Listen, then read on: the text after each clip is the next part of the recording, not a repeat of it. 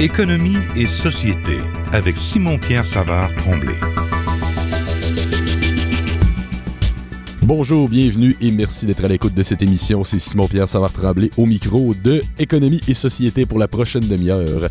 À cette émission, on reçoit souvent des experts, des spécialistes, des gens qui amènent un point de vue très macro, très parfois même très théorique de la question.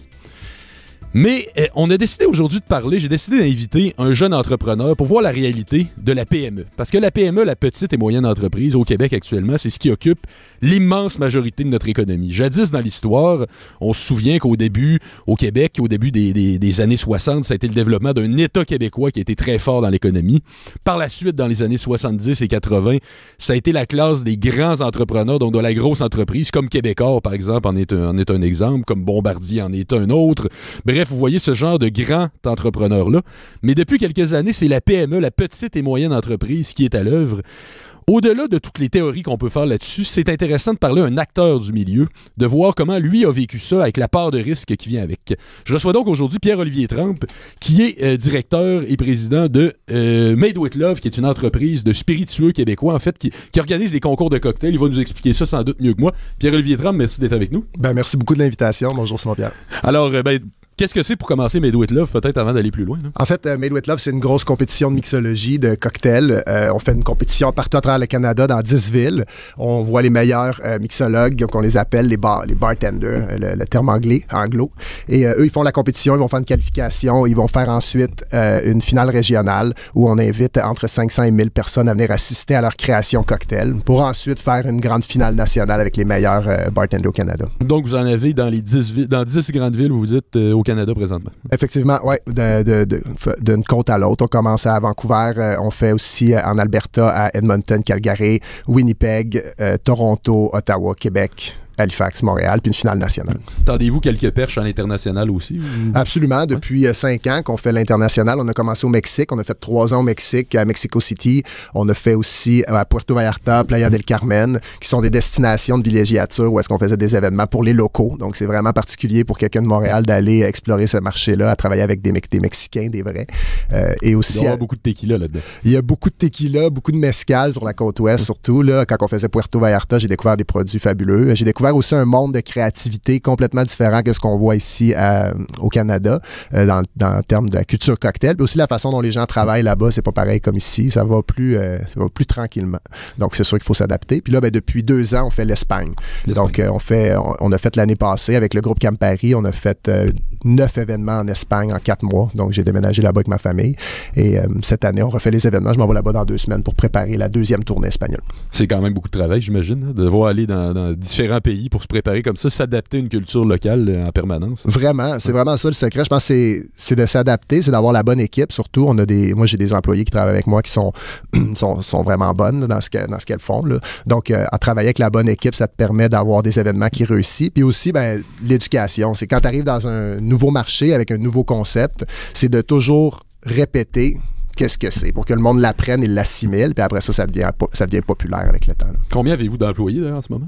En ce moment, on est 2 employés à temps plein et une qui est une nouvelle employée à temps partiel qui commence à préparer l'Espagne. Donc, Florence, Jannick et Firdaus. Bon. Alors, mais j'imagine que tout ça ne se fait pas en criant Poutine. Avoir des compétitions comme ça dans 10 villes, en avoir maintenant en Espagne, au Mexique, j'imagine que ça a commencé beaucoup plus modestement. Alors, en 2009, vous étiez un jeune employé chez L'Oréal, si je ne m'abuse, et puis, soudainement, vous décidez que vous quittez votre emploi, vous décidez de prendre beaucoup de risques. Parlez-nous un peu de ces risques-là.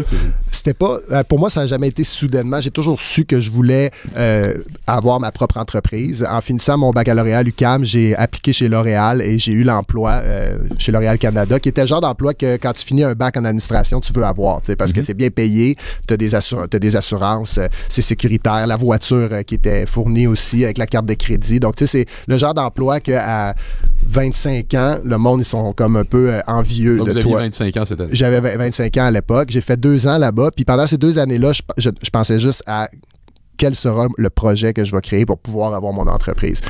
Puis j'y pensais, je ne savais pas exactement c'était quoi, jusqu'à temps que je découvre le monde de la mixologie, le monde des cocktails, en voyage à New York que j'ai fait pour justement aller m'inspirer. Quand je suis revenu de ce voyage-là, j'ai vu qu'il y avait quelques joueurs clés dans le monde de la mixologie à Montréal. Et ça, c'était au mois de juin. Et au mois de septembre, je laissais mon emploi pour faire la première compétition de mixologie à Montréal qui était Made with Love en 2009 à l'Hôtel Saint-Paul à Montréal. Fait que ça, c'était le premier. 2009, le premier événement. Puis à l'Hôtel Saint-Paul, j'imagine qu'à l'époque, c'est beaucoup plus modeste. Moi, je suis allé plusieurs fois dans vos événements. C'est très gros. Maintenant, quand vous allez à Québec, c'est carrément le Château Frontenac. Ici à Montréal, c'est à la gare Windsor, si je ne m'abuse, c'est ça? Société des arts technologiques et à la SAT puis à la gare Windsor. Donc c'est très gros, mais là en 2009, j'imagine, c'est beaucoup plus modeste. Vraiment. Beaucoup moins de compagnies qui participent. Vous avez dû en arracher un peu au début. Là. Vraiment. Puis je pense que c'est le message à passer aux entrepreneurs qui veulent se lancer. À un moment donné, il faut se lancer avant même d'être capable de déployer ses ailes, comme on dit. On tombe dans le vide, puis en tombant, on construit nos ailes pour pas s'écraser. Puis c'est vraiment ça qui est arrivé avec moi. Quand j'ai commencé à faire l'événement, je savais même pas c'était quoi un deal de commandite. Je savais pas combien ça valait. Les commanditaires m'approchaient parce que j'avais un concept qui était intéressant, puis j'avais une communauté qui le suivait, puis ils me demandaient combien ça coûte si je veux participer. Puis dans l'événementiel, la commandite, c'est ton oxygène. C'est ça qui fait que tu réussis à survivre financièrement. Je ne savais pas combien ça valait. Je disais, donne-moi 2 caisses de Tabasco. Ça va être correct. C'est Tabasco qui m'avait appelé à Toronto. Je ne le savais pas. Fait que ça a été vraiment un défi pour moi de ne pas comprendre ce monde-là. Ben, c'est ça, je me demandais si vous aviez droit à l'erreur au début, mais de ce que je comprends, c'est même une somme d'erreurs qu'il faut qu'en bout de ligne, vous vous en sortez. Là. Ouais, ben c'est ça, l'erreur fait que tu apprends. C'est sûr que quand tu te rends compte que tu aurais pu demander 5 000 $, puis tu as demandé 2 caisses de Tabasco, ben la prochaine fois, tu feras pas la même erreur. T'sais. Donc, ça a été des négociations où j'étais vraiment perdant au début. Puis après le temps, tu apprends que ces gens-là veulent travailler avec toi, ils veulent discuter avec toi pour pouvoir voir comment qu'on fait produire l'événement malgré les frais de production, puis on réussit à rendre tout ça rentable. Et c'est ça. Donc, il y a vraiment eu de l'apprentissage qui a été fait. Donc, le premier événement, pour revenir au premier événement à Montréal, il y avait 100 personnes. 8 bar-chefs.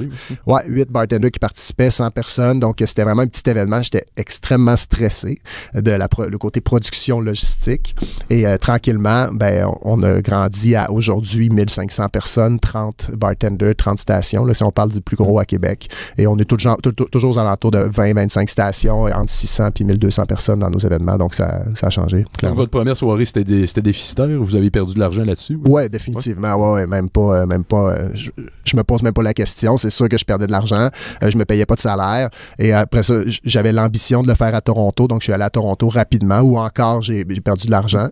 Mais l'idée, c'est vraiment de construire une marque et de bâtir une communauté. Donc, c'est sûr qu'au début, tu vas perdre de l'argent en faisant ça. Mais une fois que tu vas avoir une marque solide puis une communauté, tu vas réussir à trouver la façon de rentabiliser tout ça. Du moins, c'est ce que moi, ça a été gagnant pour moi en événementiel.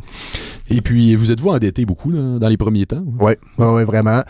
J'ai descendu à plusieurs milliers de dollars dans le trou et j'avais déjà de l'argent d'économiser suite aux 3 ans que j'avais fait chez L'Oréal.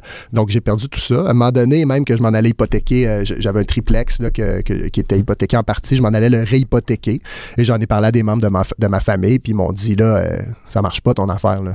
Tu vas pas perdre ta maison pour ton projet d'affaires, tu sais.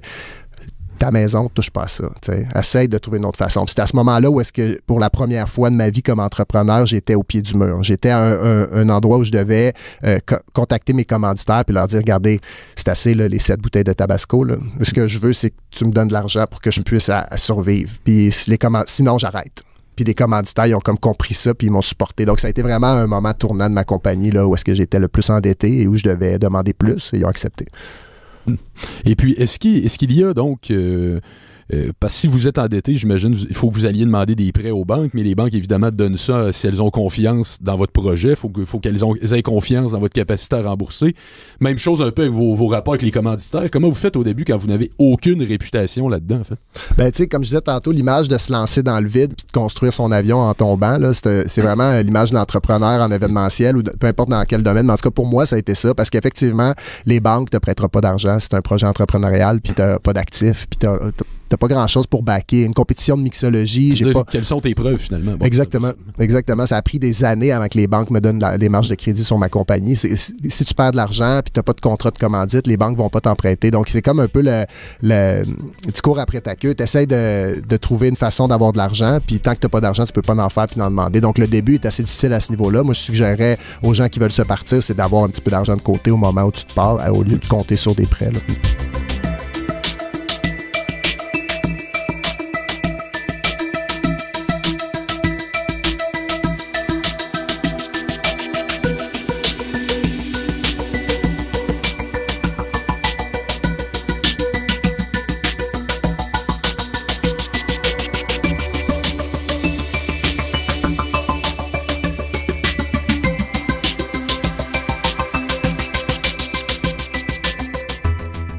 Vous êtes toujours à Économie et Société avec Simon-Pierre Savard-Tremblay et mon invité du jour, Pierre-Olivier Tremble, qui nous raconte son jeune parcours d'entrepreneur dans le milieu de l'événementiel.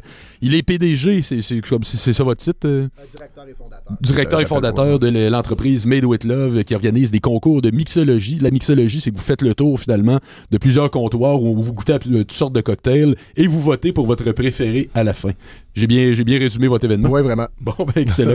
Donc, vous nous disiez avant la pause donc que c'est bon d'avoir un capital de base parce que si vous risquez tout, vous n'allez pas aller, vous n'allez aller nulle part parce qu'on va pas vous faire de prêt parce que vous n'avez pas de réputation. Même chose, j'imagine, quand vous négociez avec vos partenaires. Quand vous êtes personne, quand on vous dit t'es qui toi, je prendrai pas de risque avec toi, ça doit pas être évident. Là. Définitivement. Ça prend un premier partenaire qui a confiance en toi. Dans mon cas, ça a été le groupe Campari qui a eu confiance en moi, qui ont supporté le projet dès le départ, qui sont encore des partenaires aujourd'hui et ici au Canada et à l'international. Donc, d'avoir un partenaire qui croit en toi puis qui donne place à l'erreur aussi. Donc, tu sais, qui comprend qu'à un moment donné, tu commences quelque chose puis tu veux travailler avec eux autres pour que ça soit parfait. Donc, eux, ça a été mon partenaire principal puis aujourd'hui, j'en ai plusieurs autres. Mais à ce moment-là, c'est avec eux que ça a été bien. Là. Donc, il faut toujours que ça soit des plus grosses compagnies un peu qui perdent moins en cas de risque. Ça doit dépendre du modèle d'affaires. C'est sûr que les grosses compagnies ont beaucoup d'argent. D'un autre côté, les grosses compagnies, c'est des gens qui vont avoir un budget sur un fichier Excel puis qui vont un peu te voir comme un pion. Donc, au moment où est-ce que ça fait plus leur affaire, au moment où tu n'es pas nécessairement la personne la plus cool au monde, ben, ils peuvent aussi décider qu'ils vont aller avec l'autre. Et puis ça se fait assez rapidement. Travailler avec les petites compagnies aussi, ça a son avantage. Tu peux bâtir des relations avec les propriétaires de ces compagnies-là, contrairement aux énormes multinationales où est-ce que tu rencontres pas les propriétaires. Au mieux, tu vas rencontrer le PDG. Mais avec les petites compagnies, justement, tout récemment, on a créé une nouvelle marque qui s'appelle Tribute, l'événement auquel tu es venu. Donc, Tribute, c'est une plateforme événementielle pour les micro-distilleries du Québec. Donc, présentement, on a un bar éphémère à Montréal.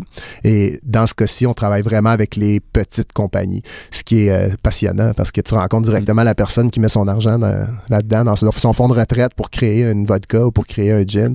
Fait que cette personne-là veut pas, elle est très motivée à vendre son produit, puis elle est très motivée à t'en parler aussi parce que ça c'est fait par passion. Là. Donc, vous mettez de l'avant à la fois les bars, finalement, ceux qui font des cocktails, et les producteurs directement de spiritueux québécois avec ce nouvel événement-là que vous appelez. Oui, avec Made with Love aussi. En fait, ceux qui font les cocktails, on les appelle les mixologues. Là. C'est des bartenders, en fait, mais on les appelle les mixologues parce que c'est la tendance de travailler un petit peu plus le cocktail et de prendre ça au sérieux, en fait. C'est pas juste d'aller couler c'est pas un petit mojito qui goûte l'eau comme on l'a dans les bars souvent. Là. Exactement. C'est pas non plus juste le bartender qui va servir les bières ou qui va servir des shots. Cette personne-là s'intéresse vraiment aux techniques de travail. On le voit quand il travaille, on voit la différence entre un mixologue puis un bartender plus classique. Là, mais il y a quand même, dans l'industrie, il y a des gens qui s'ostinent avec comment qu'on les appelle encore, donc c'est pas défini.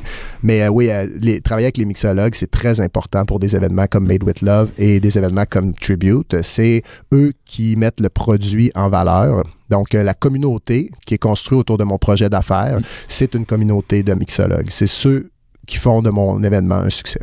Mais quel a été d'ailleurs le déclic? Parce que là, vous nous dites au début, ça marche mal, vous avez même envisagé de réhypothéquer votre maison. On vous en a dissuadé. Là, vous avez décidé de sortir un peu plus les crocs dans vos négociations, si on peut dire. Mais quel a été le déclic où ça s'est mis à bien marcher, qu'on s'est mis à avoir confiance en vous? Est-ce que c'est une soirée que vous avez organisée qui a bien réussi? D'ailleurs, je vous demande juste avant de répondre à la question, combien aviez-vous d'employés au tout début? Étiez-vous seul? Oui. OK. Vous étiez seul aujourd'hui, vous êtes 3. Donc, exact. Donc, quel a été le déclic pour que soudainement on se mette à vous faire confiance? C'est une bonne question. Je te dirais que la popularité s'est vraiment faite de manière progressive. Quand on a commencé à aller national, à faire le tour du Canada, de dire qu'on était de coast to coast, là, qu'on passait de Vancouver jusqu'à Halifax, les commanditaires ont commencé à être de plus en plus intéressés. Quand aussi d'autres commanditaires se sont mis à être intéressés, ça a comme créé une surenchère où je pouvais augmenter mes prix un petit peu et réussir à rentabiliser tout ça.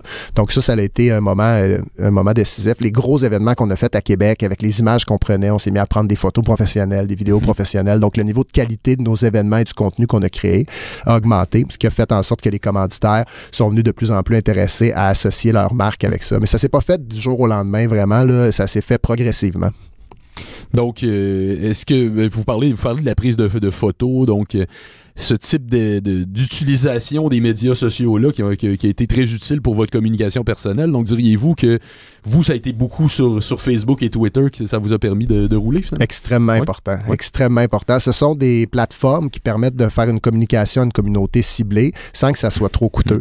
Donc, c'est sûr qu'on fait beaucoup de relations publiques aussi. C'est pas juste sur Facebook. En fait, moi, j'ai trois canaux de communication. J'ai sur le terrain, les réseaux sociaux et les relations publiques. C'est les trois trois canaux de communication qu'on utilise le plus pour pouvoir parler à notre communauté. Sur le terrain, ça veut dire qu'on arrive à Calgary, on arrive 3 jours avant l'événement, puis on s'en va dans les bars directement. On cogne aux portes, on parle de l'événement, on prend leur nom, leur courriel, et ça fonctionne super bien. Ça, c'est quand vous connaissez personne encore là-bas, c'est ça? Mais même quand on les connaît, on le fait encore, ouais, parce qu'il y a toujours des nouveaux endroits qui ouvrent, il y a toujours des gens qui veulent en savoir plus. C'est vraiment payant de faire ça, parce que bâtir une communauté de mixologues, c'est quelque chose qui demande beaucoup de travail. C'est une relation amicale. Si on parlait avec Florence ou avec Jannick, les filles qui travaillent avec moi, elles sont amies avec beaucoup d'entre eux. Elle revient d'Ottawa il n'y a pas longtemps, puis c'est passionnant de voir à quel point la relation avec tous ces mixologues-là, elle s'est bâtie d'une relation d'affaires, si on veut, à une relation d'amitié. Donc, ça, c'est un premier canal très important. Puis les réseaux sociaux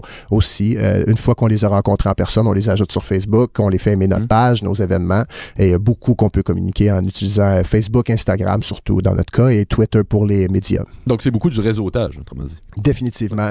Moi, j'appelle ça le community building, d'avoir bâti une communauté autour d'une marque qui est la communauté de mixologues canadiennes autour de la marque Made with Love. C'est ce qui fait que le projet reste excitant et continue à prendre de l'ampleur. Avez-vous connu entre ce moment aujourd'hui où là ça semble être beaucoup plus gros, vous êtes dans plusieurs villes, vous avez même un autre projet qui n'est pas seulement Made with Love, qui est celui que vous appelez Tribute, qui est celui du soutien, de la mise en valeur des spiritueux québécois. Entre-temps, avez-vous... Puis vous êtes parti donc d'une situation où c'était beaucoup plus difficile, où vous partiez de rien, vous avez fait beaucoup d'erreurs au début. Est-ce qu'il y a eu des revers entre-temps aussi? Vous parliez de cette volonté de réhypothéquer votre maison. Donc, j'imagine qu'il y a eu des grosses périodes de doute malgré tout en chemin. Beaucoup. Puis, tu sais, j'en vis encore régulièrement des périodes de doute. Encore maintenant. Oui, définitivement. Tu sais, notre expansion internationale est un côté super important pour mon modèle d'affaires, de réussir à l'amener dans d'autres pays. Et ça a été des gros défis à chaque fois qu'on va dans un nouveau pays. Je suis allé en France, je suis allé au Mexique, je suis allé aux États-Unis, je suis allé rencontrer plein de monde. Puis là, c'est en Espagne que le poisson y a pris, parce que c'est un marché qui était prêt à faire ce genre de truc-là puis à mettre les ressources nécessaires à ce que ça fonctionne. Mais on a eu beaucoup de revers, surtout dans le développement international, puisque c'est là qu'on est rendu. L'idée, c'est d'être capable de créer un événement qui est populaire. Puis ça, c'est vraiment difficile. Il y en a beaucoup d'appelés, puis il y a peu d'élus. Donc, finalement, vous construisez un peu votre niche au Québec. Vous atteignez votre zone de confort. Là, ça roule bien ici. Mais à chaque fois qu'il y a une nouvelle destination, il faut que vous sortiez à nouveau de votre zone de confort parce que la formule n'est pas la même d'un endroit à l'autre. Bien, ça se ressemble. Tantôt, tu parlais des réseaux sociaux. Oui. Les réseaux sociaux nous ont vraiment aidé à faire connaître ce qu'on faisait à Montréal dans les autres ville. Donc, quand on arrivait, par exemple, à Vancouver avait vu ce qui se faisait à Montréal. Il y avait même des gens de Montréal qui avaient déménagé à Vancouver, puis eux nous ont aidés à faire connaître le projet, puis à dire que c'est un projet sérieux, un projet auquel on voulait se rallier. Et tranquillement, c'est comme ça qu'on a réussi à avoir le succès dans ces villes-là.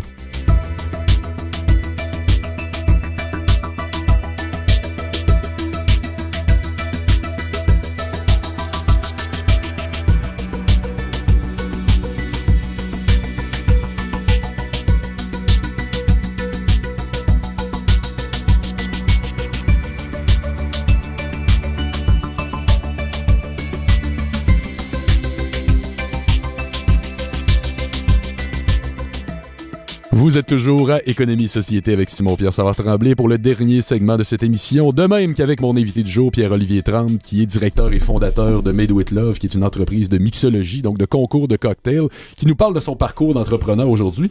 Parlons maintenant aussi du dynamisme dans le milieu de l'alcool au Québec. Longtemps, on nous disait que c'était pas notre tasse de thé, encore aujourd'hui. On a quelques producteurs de vin, mais on se dit souvent qu'on n'est pas les meilleurs en la matière. Souvent, il y a un préjugé contre le vin québécois. On va nous dire que c'est vraiment pas fameux. Mais pendant longtemps aussi, on buvait de la Bleue et de la Molson, donc des bières, disons, à l'intérêt culinaire limité, dirons-nous ça comme ça. Mais là, on se spécialise depuis plusieurs années dans les microbrasseries. On nous dit vraiment on est un des meilleurs endroits au monde où on a développé un goût pour ça, où on a vraiment développé une expertise dans les microbrasseries, dans des bières avec toutes sortes de goûts, avec toutes sortes de nuances, des bières fortes, des bières type belge, des bières type allemande. Mais là, semble-t-il, si je me fie à ce que vous dites, Pierre-Olivier Tremble, on serait en train de se spécialiser aussi dans les spiritueux. On serait en train de développer une filière intéressante là-dessus. Ah, vraiment. C'est passionnant à quel point il y a beaucoup de micro-distilleries qui ont ouvert dans les dernières années.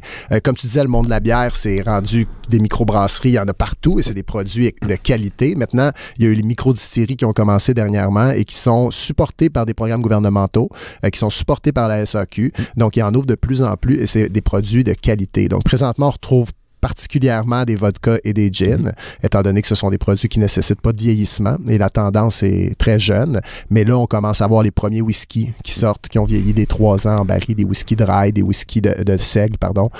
Donc, on commence à voir des produits comme ça sur les étagères. Ouais, ça s'en vient.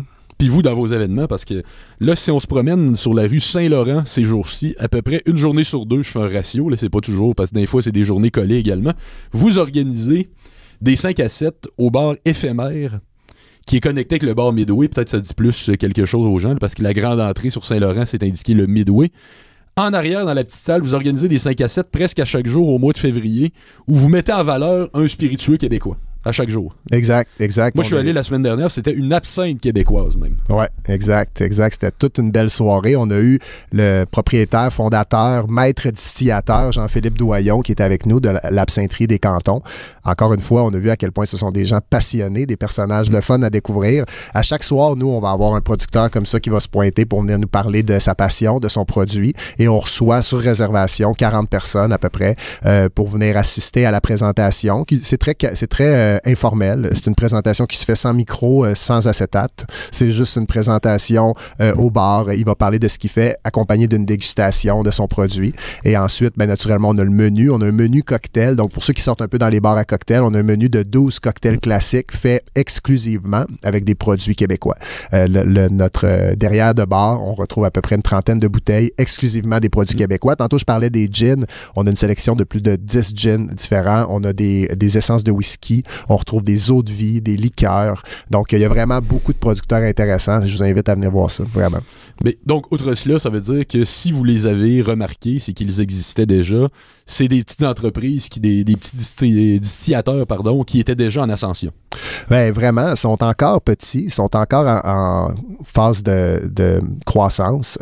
Les petits distillateurs, souvent, on retrouve des propriétaires, distillateurs, vendeurs. Donc, c'est eux qui font tout. Ils sont 2, 3, 4 dans l'équipe au plus gros. Donc, ce sont vraiment des petites entreprises, mais qui font des produits super intéressants. Je vous donnais, par exemple, Maison Siveau. Maison Siveau est une entreprise qui est située à Franklin, dans les cantons de l'Ouest. Là, c'est dans l'Ouest des cantons de l'Est, proche du Parc Safari. Et eux, c'est 2 Hongrois, le père et sa fille, qui ont parti ça pour faire des eaux de vie. Et là, tranquillement, ils ont sorti un whisky, ils ont sorti aussi des liqueurs. Et ces produits-là sont disponibles en SAQ. Hier, on avait les gens de la distillerie... je suis désolé, j'ai un blanc de mémoire. Tout ça pour dire qu'on a plusieurs producteurs. Dans quel produit? Le produit, c'était une eau de vie d'érable, la sérum, voilà. Donc c'est très québécois. Une eau de vie d'érable, c'est très québécois. Et on a nos mixologues qui ont préparé des cocktails, super bons cocktails avec ça. Là, une eau de vie d'érable blanche qui n'est pas vieillie et l'autre qui est vieillie un petit peu. Donc, on retrouve un peu un petit côté boisé, beaucoup plus sucré. Donc, c'était ce qu'on retrouvait hier et on était remplis. Là, le monde sont venus assister à ça. Ce soir, c'est la distillerie Saint-Laurent qui va être là, qui va parler de leur gin, qui vont parler aussi de leur nouveau produit, leur whisky blanc qui est sorti. Donc, les gens se déplacent de partout à travers le Québec pour venir faire cette présentation-là au Bar éphémère Tribute. Donc, c'est qu'eux, ils voient une belle opportunité. C'est quoi pour eux l'opportunité d'aller chez vous, en fait? C'est l'opportunité de faire la promotion de leurs produits, oui. L'opportunité de le faire connaître à plus de monde. Nous, naturellement, avec notre carte cocktail qui est là tout le mois, avec plusieurs produits québécois, on en vend beaucoup. Donc, on s'en va en racheter puis on s'équipe. Il y a vraiment des projets d'entreprise super intéressants que les gens sont passionnés à entendre. Donc, si les gens se déplacent pour un 5 à 7 dans un bar, ils réservent par courriel, c'est qu'ils sont intéressés. Et une clientèle intéressée pour des micro-entreprises comme ça n'a pas de prix. Je pense qu'eux autres, ils ont tout avantage à parler de leurs produits à des gens qui sont intéressés, qui vont devenir de futurs ambassadeurs. Donc, il y a un bel avenir pour les spiritueux au Québec. Ça veut dire que c'est pas mort d'avance. C'est pas mort. Non, définitivement non. Au contraire, il y a un très bel avenir pour les spiritueux de micro-distilleries du Québec et aussi des autres provinces. Toutes les tendances de consommation locale, les tendances de craft qu'on retrouve dans d'autres choses, qu'on a retrouvées en bière, comme tu disais, on est au début d'un gros mouvement mondial qui va être s'appliquer localement. Donc, on pourrait même finir par avoir du bon vin. Peut-être, à suivre.